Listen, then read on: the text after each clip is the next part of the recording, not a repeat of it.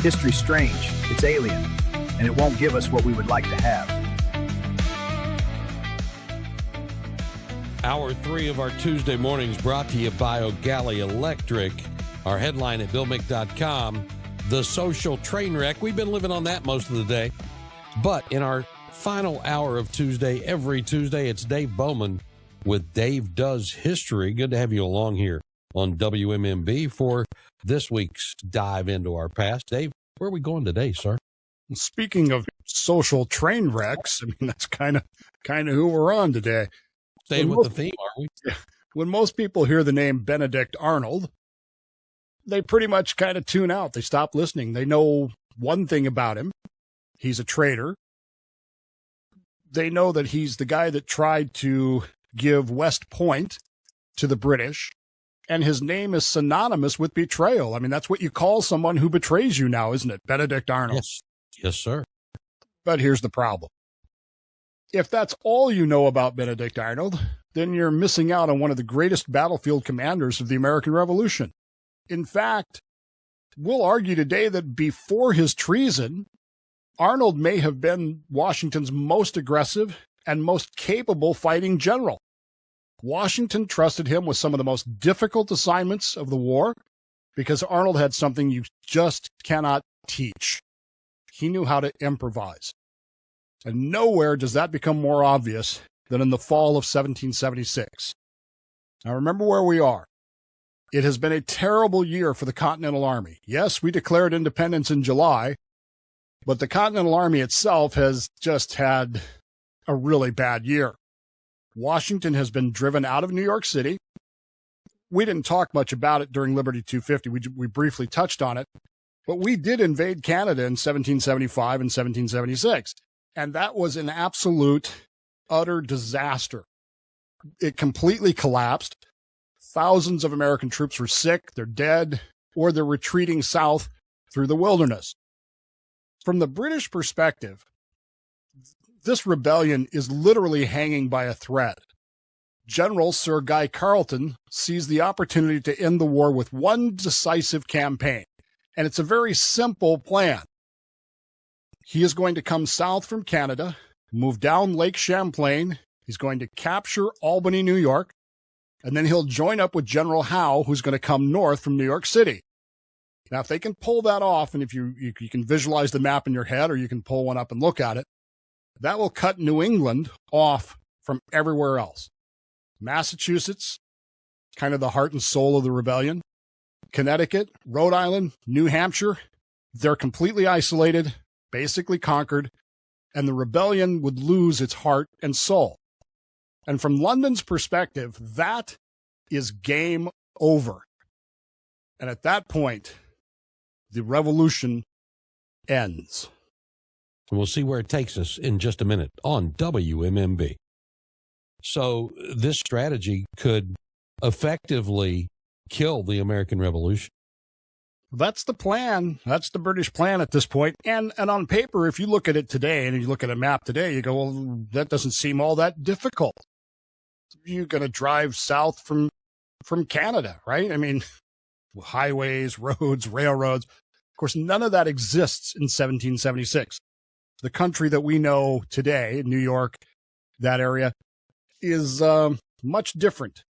In 1776, that is hundreds of miles of forests, mountains, swamps, and just flat-out wilderness. There's no roads at all. And in fact, we already knew that because we tried to invade Canada, and it didn't work because there were no roads. As it turns out, the Lake Champlain, is the highway. And if you control Lake Champlain, you control everything up there, which means something remarkable. The American Revolutionary War, at least in the northern part of New York, was about to become a naval war.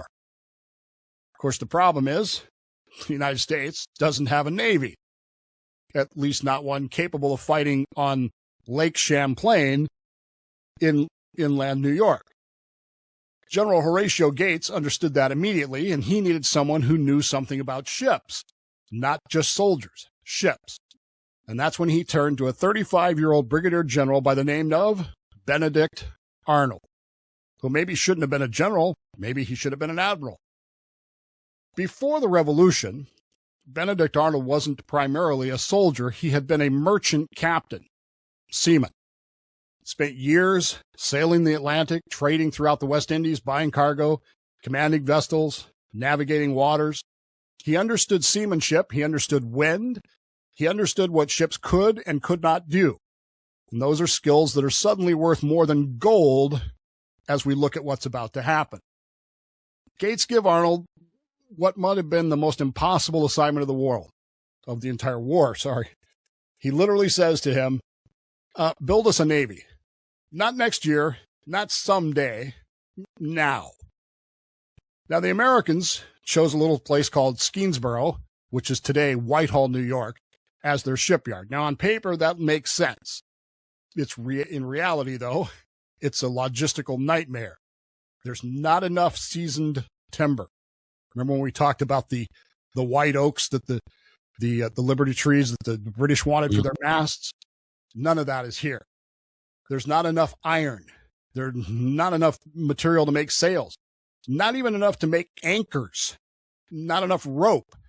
Certainly not enough gunpowder, which the Continental Army is always facing. Everything that they need has to be hauled from somewhere else through that wilderness. Now imagine trying to build 15 warships while every single piece you're waiting for is running late. That's Arnold's life in the late summer of 1776. And then comes an even bigger problem. Even if you can build these 15 ships, put guns on them, put enough sails on them, enough rope and everything to handle that, who are you going to get to sail on them? Washington can't spare any of his experienced sailors. They're off sailing off the coast of New England, raiding British ships. Every capable seaman is needed somewhere else.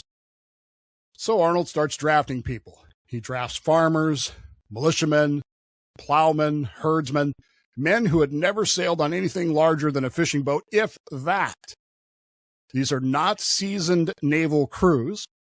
They're citizens who suddenly found themselves serving aboard warships. And Arnold actually rejects many of them being offered to them. He famously calls the Marines, as a sailor I like this, he famously calls them the refuse of every regiment. So take that, Marines. That tells you something about the manpower situation. He didn't even want the Marines because they're not good enough to do this.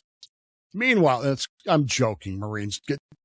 Don't get your crayons in a wad there. Meanwhile, the British have none of these problems. Their shipyard at St. John's, Canada, had experienced Royal Navy officers. They had professional shipbuilders. They had reliable supply lines. And most important, they had the biggest and greatest navy on earth backing them up. Some of their gunboats that they're going to sail on Lake Champlain actually arrived from England prefabricated. Think about that. That's a modern shipbuilding method that we use today. They build parts of it, put them together, ship them across the Atlantic, and then put them together in Canada. The real monster, the ship that they built, called the Inflexible, about 180 tons, which doesn't seem very big today, but in terms of 1776, on a lake, a 180-ton warship is an absolute monster. She had originally been built as an ocean-going warship.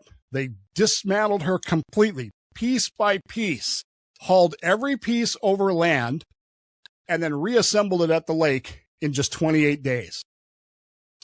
That's an astonishing engineering achievement. But and that wasn't enough. Yeah, man, that was tough. If that's not enough, they also built another one called the Thunderer, and it's just a floating battery of artillery. It's basically a fortress that floats. Imagine this heavily armed floating fortress carrying 24-pound and 12-pound cannons, and this warship coming at you. Arnold's not trying to beat another Canadian militia. He's actually facing the Royal Navy. And when both fleets are finally assembled, the difference is staggering. The British could throw roughly 1,100 pounds of iron in one broadside, one salvo, 1,100 pounds. The Americans, if everything worked, which was, questionable, was barely 600. That's a 2-to-1 advantage in firepower on paper. In reality, it's more than that. This shouldn't even be a contest. If you were looking strictly at numbers, Arnold's little fleet is going to disappear in one afternoon.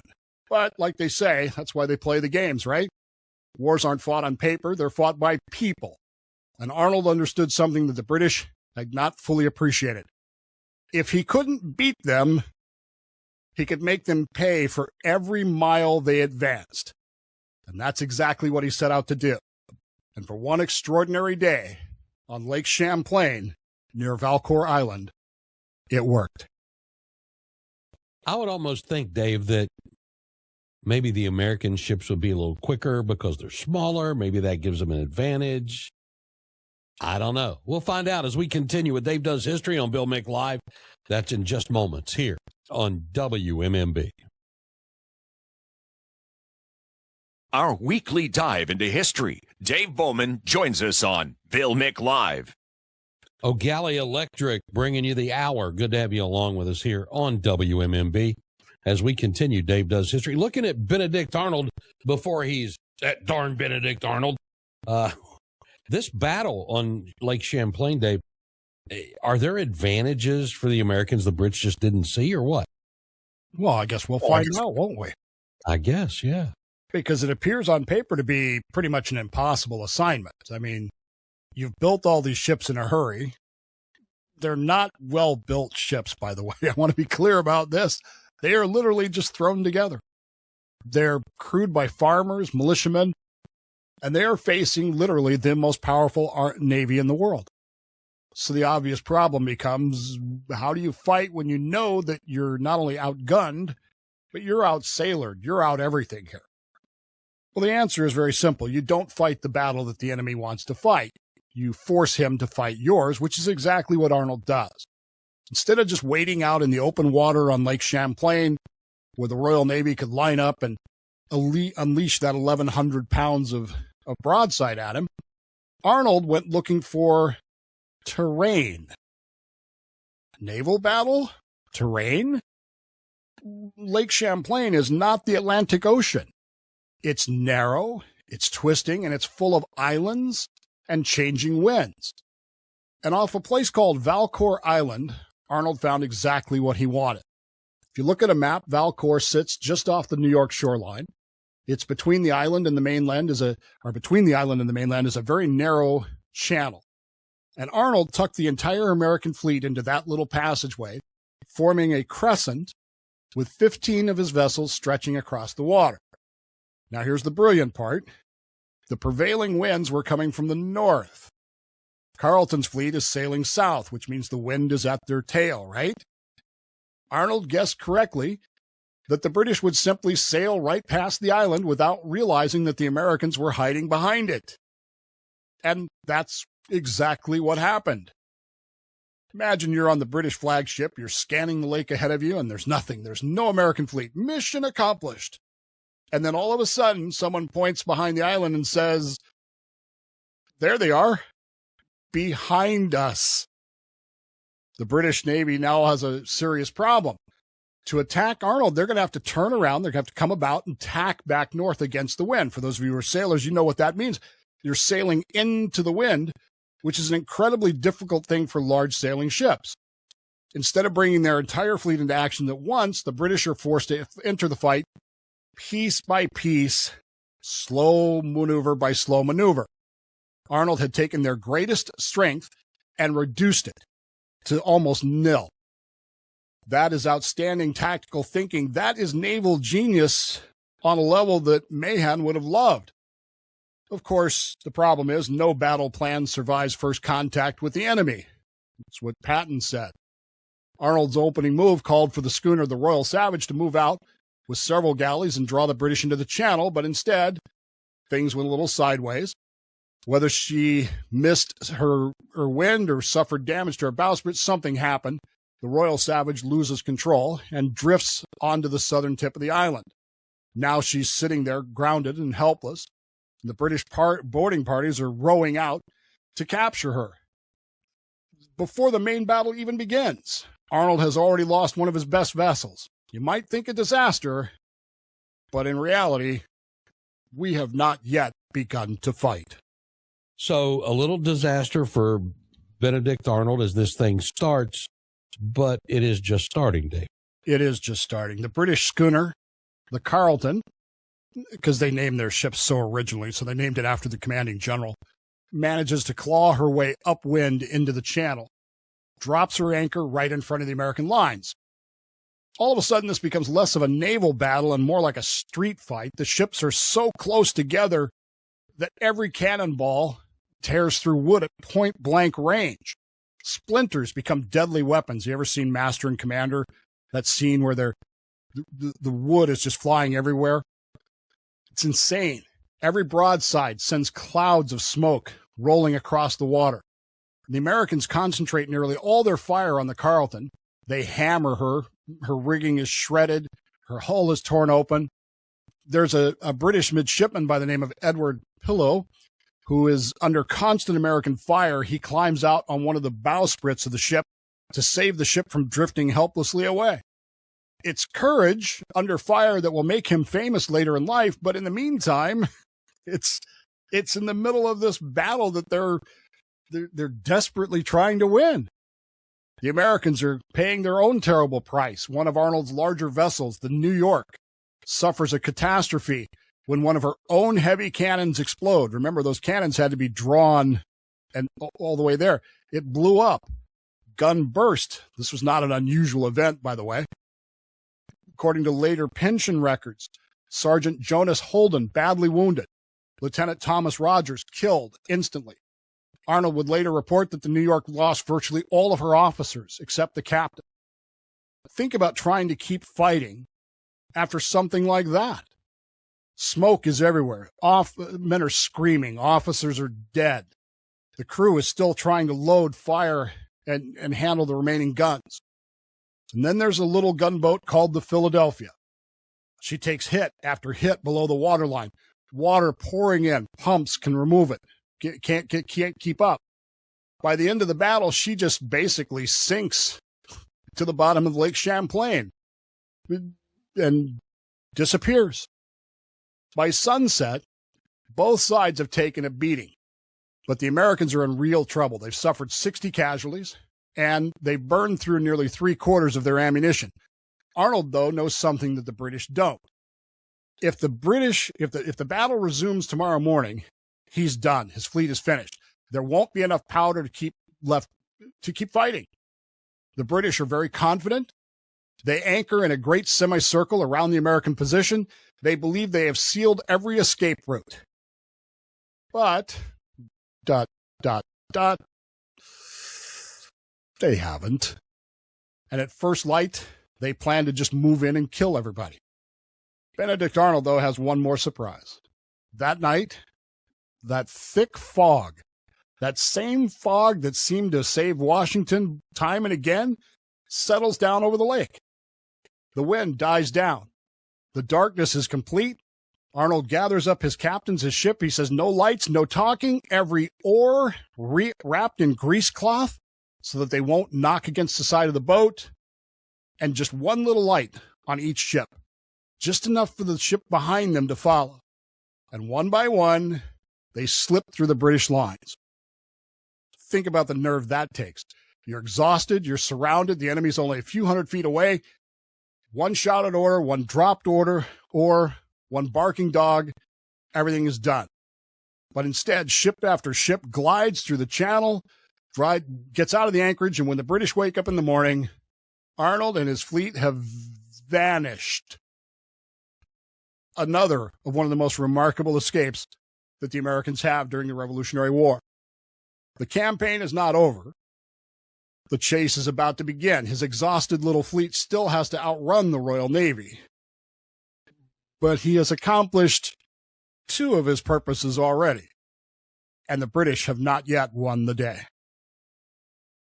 We'll see where it takes us when we continue in moments here on Bill Mick Live. By the way, follow us on Instagram at WMMB Radio, and we'll let you call and talk to Dave in our final segment of the day when we continue. History didn't happen quietly, and neither do we. Dave Does History rolls on, right here on Bill Mick Live. O'Galley Electric, our sponsor, 321-768-1240. How you get your thoughts in play here. All right, Dave, so Benedict Arnold pulls another fog-covered escape, which seems to be a game plan for the Americans, which falls together. Not that they planned it, but it's helping them out. Providence having its way with them. Seems to be our thing, doesn't it? Yeah. I've always said this. If the British really believed that God was on their side, why does he keep letting the Americans escape? Shouldn't that tell you something? After the first time, you kind of go, well, hey, stuff happens. After the second time, you start thinking, and by the third time, you ought to be going, maybe we should rethink this. There you go. Anyway, after Arnold manages to slip out of this whole thing, it's important to remember that escaping isn't the same thing as surviving. After daybreak, the fog lifts. The British look toward the channel, and what do they see? The Americans are gone.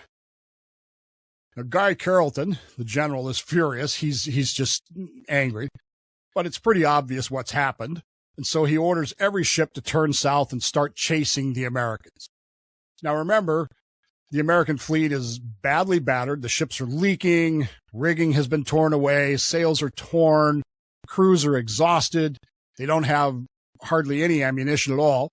This isn't a fleet sailing away in triumph. This is a fleet that's running away, trying to stay alive. At first, they stop at Schuyler Island. They make crude repairs best they could. They try to repair the ships as quickly as they can. But there are two vessels beyond saving, so they scuttle those. Better to sink them than to let the British capture them. That tells you everything you really need to know about Benedict Arnold. He's not sentimental. He's dedicated to achieving one goal: delay the British. Every hour matters. Every mile matters. And for a little bit of time, it looked like they might actually escape. But then nature or Providence intervenes. Favorable north winds spring up. The British almost instantly begin closing the distance because they're not in as bad a shape. By the afternoon of October 13th, the chase becomes another battle. First American vessel caught is the Washington. She fights. She takes a terrible pounding, but eventually there's no choice left. She has to surrender. Sometimes surrender isn't cowardice. It's the only way to keep your men alive. The British capture the ship and they move on. That left Benedict Arnold. Now, this part of the story, it gets very little attention, and perhaps it should get more. Arnold could have abandoned his flagship. He could have escaped in a smaller boat. He could have saved himself. Instead, he turned and fought. For nearly 2 hours, his flagship, the Congress, battles against 7 British ships. 7. Ooh. Not because he expected to win. He knew he couldn't. But he knew that every minute he stayed in the fight, the rest of his surviving men would move farther south towards safety. And sometimes history measures victory by territory gained, sometimes by ships captured. And sometimes victory is measured in time. And that's what Arnold was buying. Exactly the same thing he had been doing from the beginning. Eventually, though, even that fight had to end. Arnold steered what remained of what was left of his little squadron into the shallow waters of what we now call Arnold Bay, near Ferris in Vermont. The British ships could not easily follow, and one by one, the American naval vessels grounded themselves. Crews climbed out carrying their muskets, and then Arnold gave one final order: burn them all, including his flagship, the Congress. Imagine standing there on that shoreline watching this sight. Everything you've spent months building, everything you've fought for, burning to the ground, to the waterline. But Arnold understood something more important. Ships can be rebuilt. Captured ships can fight for the enemy. Destroyed ships don't. So the American watched their fleet burn with their colors still flying before they started marching southward towards Crown Point. It's one of the more dramatic scenes of the Revolution. When you consider it, was the battle at Valcour Island a defeat? Well, tactically, it certainly was. The American fleet was basically destroyed. The British now control Lake Champlain. If that's where you stop, Arnold loses. But history is almost never that simple. Go back to that British general, Sir Guy Carleton. He won the battle. He won the lake. He accomplished everything the British Navy had set out to do. So, why didn't he continue south to meet up with General Howe coming up from New York? Well, because it was October. Winter is coming. Winter is coming. The farther south he marched, the longer his supply line would become. He looked at Fort Ticonderoga, looked at the calendar, and decided, I guess we should do this next year. And he turned around, and he went back to Canada. And that decision will change everything, because next year will be 1777. And that gives the Americans time to spend the winter rebuilding, training, recruiting, preparing. And when the British finally come south again, it won't be General Carleton. It will be a guy by the name of John Burgoyne. And Burgoyne will walk straight into a place called Saratoga, which will become the turning point of the Revolutionary War. And it will convince the French that the Americans can actually win. It's hard to imagine America independence surviving if none of that happens. Within a year, the time that that Benedict Arnold buys at Valcour Island is what will win the war. Alfred Thayer Mahan, the great naval historian, will later write that perhaps never had any force, great or small, lived to a better purpose in the American Revolution. Now, one final thought here before we kind of wrap some of this stuff up. Lake Champlain has preserved this history in an amazing way. In 1935, the gunboat Philadelphia, remember that boat that sank, was raised from the bottom of the lake. And today you can actually go to the Smithsonian Institution and see that gunboat there. The British ship Spitfire is also down there as well. She's in 300 feet of cold water. Scientists are concerned because there's invasive quagga mussels that might eat the ship up, but it's still there, Bill, and you can go see it. The irony of all of this, of course, is that in 1776, Benedict Arnold is an American hero. He has led this fleet. He's bought this time. But there's one little detail from this battle at Valcour Island that will change the course of his life. When the Royal Savage, one of his ships, burns, Arnold loses all of his personal financial records, every receipt he's ever had, every accounting record he's kept, while spending his own money on behalf of the Continental Army. A few years from now, Congress is going to question those expenses, and he has no documentation. And some will accuse him of enriching himself and demanding repayment. Whether Congress was fair or unfair, still up for debate. But Arnold believed that he had sacrificed everything for the cause and received suspicion for his efforts instead of gratitude. And that resentment will begin to fester. By itself, it will not create treason, but it certainly helps to poison that relationship. And it's remarkable to think that one burning ship on Lake Champlain may have planted the seeds that will eventually lead to Benedict Arnold not being our greatest naval or military hero, but instead becoming the great traitor that we know he is. And we continue in just 60 seconds right here on WMMB. As you head out to early voting, or if you're going to vote in person next Tuesday, the election is underway. My votes, how I'm voting in the election, posted for you at BillMick.com, as are our interviews with county commission and school board candidates, along with judicial and House candidates. So catch those interviews right there at BillMick.com.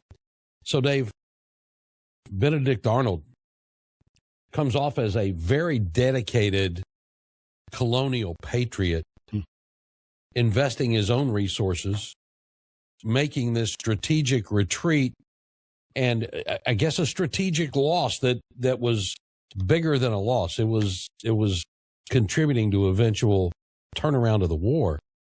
And yet, because of the money, And was he not known as a reputable person to that point in time? They start doubting what he says about how he spent his funds on this? Quite the opposite. He's well regarded prior to his treason. In fact, it's up until the point that this is why it's so stunning to Americans to have it. There's an old saying in security, national security, that I think applies to life in general. Only people you trust can really hurt you. Mm-hmm. And Benedict Arnold is very much trusted. Now, that said, people are people wherever you go. And there are always jealousies, and there are always people who, why is Arnold getting this? I think this general should be in charge, or that, there were people who thought that Washington shouldn't be in charge. Right. So there's always political machinations. There's always underlying jealousies and petty things. And there's always whispering. And people began to whisper. And when they questioned his expenses, he, I believe, rightfully got offended. I mean, okay, can I prove it? No, it got burned. I'm sorry. I was busy fighting a battle for you. Fighting your war, yeah. My records got burned. What do you want me to do? Exactly. Let's get a quick call in line one. You're on with Dave Bowman. Good morning. This is Matt from Melbourne. Yeah, go ahead, man. Yeah, just really quick. I mean, what can you say? Dave and Bill, fantastic series. I mean, if this could be replayed before Congress to motivate them to get rid of their little petty issues of the day, I'm telling you, it's just incredible. But thank you guys. Very inspiring, and you all take care, and that's all I wanted to say. Thank you, baby. Matt, thank you. We appreciate those kind words. Yeah, I still think Congress needs to take lessons on the Declaration of the Constitution before they get us sit down and start debating the first piece of legislation. It'd be nice if they did. One of the things that the old ancient Israelite kings had to do was each one was required to write a Torah and keep it themselves. And I started wondering, maybe we should make Congress people, political leaders, write their own personal copy of the Declaration and the Constitution so that they would actually, learn them. But not going to happen. That would be interesting. Dave Bowman, always a pleasure. Thanks for spending your Tuesdays with us here. We'll see you next week, my friend. See you then. Check out more stories from history at davedoeshistory.org.